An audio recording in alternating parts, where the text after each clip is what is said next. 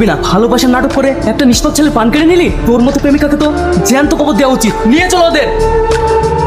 Miss Riya, এবার আপনি আদালতের সামনে ভালো ভালো সত্যটা খুলে বলুন। আপনি তো আগুনকে ভালোবাসতেন না? হ্যাঁ, আমি আগুনকে ভালোবাসতাম। তাহলে ওকে মারলেন কেন বলুন?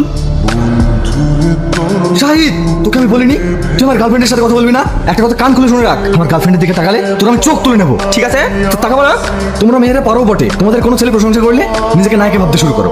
সরি, আমি আর কোনো ছেলের সাথে কথা বলবো না। তুমি জানো না তুমি অন্য কোনো ছেলের সাথে কথা বললে আমার সহ্য হয় না? সরি বললাম তো, এবার একটু হাসো, হাসো না। যাই বল ভাই, ছেলেটা কিন্তু খুব সুন্দর দেখতে, আমার ভীষণ পছন্দ।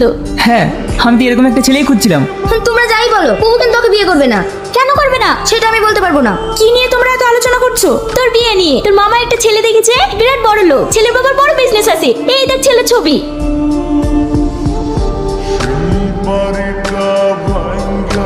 আরে আগুন এখানে? ভালো আছিস বন্ধু? হ্যাঁ ভালো আছি, তুই ভালো আছিস? হ্যাঁ। প্রিয়া, এটা হচ্ছে আমার সবচাইতে কাছের বন্ধু রুবেল। আমার এই বন্ধু অনেক বড় লোক। তুই বিয়ে করবি তো মা? হ্যাঁ করবো, তোমরা দিনখান ঠিক করো। তুই বিয়েতে রাজি হয়ে গেলি? হ্যাঁ। তুই যে আগুনকে ভালোবাসিস। বাসি তো, শুধু ভালোবাসা দিয়ে তো আর পেট চলবে না। আগুন বেকার, তাই একজন বেকারকে বিয়ে করে আমি আমার জীবনটা নষ্ট